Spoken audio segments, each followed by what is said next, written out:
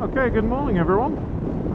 So yesterday, day 2 ended with about 100 kilometers of rain coming up from the Caen area, and we're probably, well, we are now about an hour and a half from Calais, and we stayed last night about 5 miles behind us in a place called Domvast, which is in the middle of nowhere.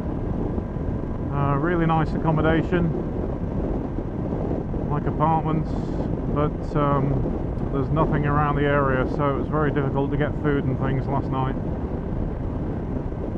So I'll put a link in the description of the accommodation, but would recommend get a couple of beers and a big baguette and some ham and cheese or something, because there's nothing around, although they do serve breakfast in the mornings. So we're on the D928, I think it is, from Domvast. The map showed it was quite twisty, but for the last 5 miles it's been straight as a die, like you see here. And we're just making our way up to Calais nice and slowly. Today we've got a Eurotunnel train going across about 1 o'clock to the UK, and then back into England and on our way home. Okay, so we're just back at the Eurotunnel, about to head from Calais to Dover.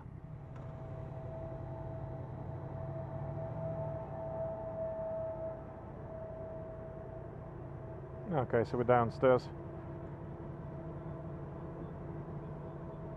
Yeah.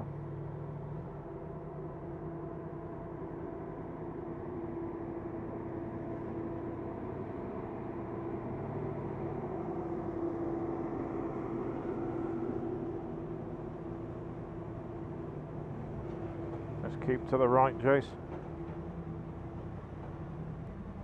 Come on, stop talking to him.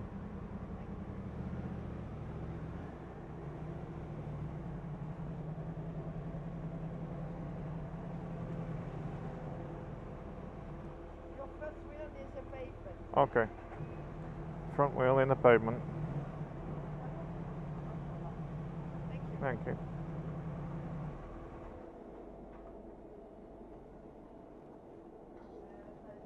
Ugh. Yeah, so we take up 1 car space, basically.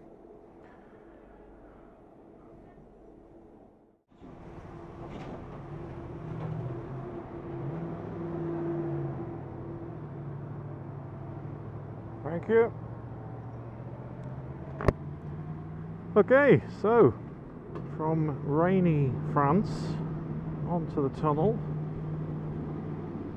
and back in England, and it's glorious sunny weather.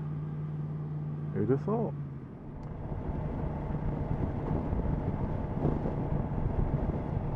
So a little bit of a recap on the trip, and a few tips and things what I would do next time. Like I say, it's really worth going and seeing all the D-Day stuff and around Normandy. One thing I would do maybe next time, although the Channel Tunnel is a lot easier to get across than a ferry, but then you've got a long haul from Calais to get to where the Normandy region is. So probably, yeah, next time I would maybe take a ferry from Portsmouth to Caen, and then once you're at Caen everything's accessible and not too many miles to get to. So that's one thing I would change maybe if I did it again. Other tips, on the way this morning to the Channel Tunnel, so my cousin had a nail in his tyre, probably from the accommodation we stayed at last night. One of those gravelly drives. Anyway, he's picked up a nail, so on his GS it was telling him that the tyre was deflating, so he picked it up and we stopped on the side of the road. Luckily we had 2 tyre plug kits, and when I say luckily we had 2, it's mainly we plugged it, and tyre kits come with 3 CO2 cartridges, but basically the CO2 cartridges, 3 of them wouldn't inflate the tyre fully, we could only get about 20 psi. So I had a kit as well with 3, so we managed to put all 6 cartridges in his tyre, and good job too, because the garages, not all of them stock a machine that you can put air in your tyres. So anyway, so that was that. So we got that plugged and got on our way and managed to get back to the Channel Tunnel in time. The other tip that we found out when we got to the tunnel was that even though we booked at the same time online, basically one of us, I think it was me, I was on a later train, 20 minutes later or half an hour later, so we decided to risk it. And when you check in at the machines coming into the Channel Tunnel, basically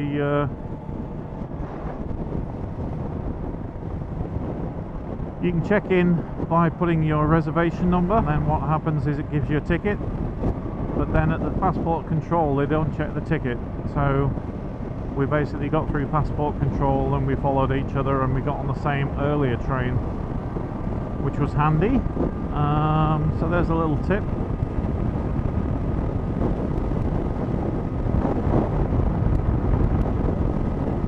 And the weather, although it wasn't great yesterday, it's been a really nice run. I mentioned going across just now to Caen on the ferry rather than taking the Channel Tunnel. Just mileage really. Sometimes, you know, you look at a map and you think, okay, that's easy to do, but some days it can be quite a stretch on a bike. So pretty much every day we've ridden the whole day. And the other tip is possibly book your first night accommodation, but after that just use booking.com and decide at lunchtime where you're gonna want to get to next day, and that will help with the accommodation and mileage factor.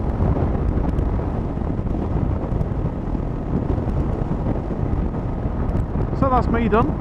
It's been a good trip. Weather in UK is back to cold but sunny, which is good. And I've got about another 4-hour journey to get north to Lancashire.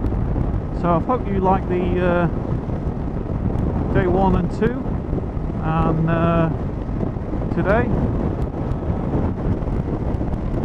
And if you did, please subscribe, hit the like button, and I'll catch you in another video soon.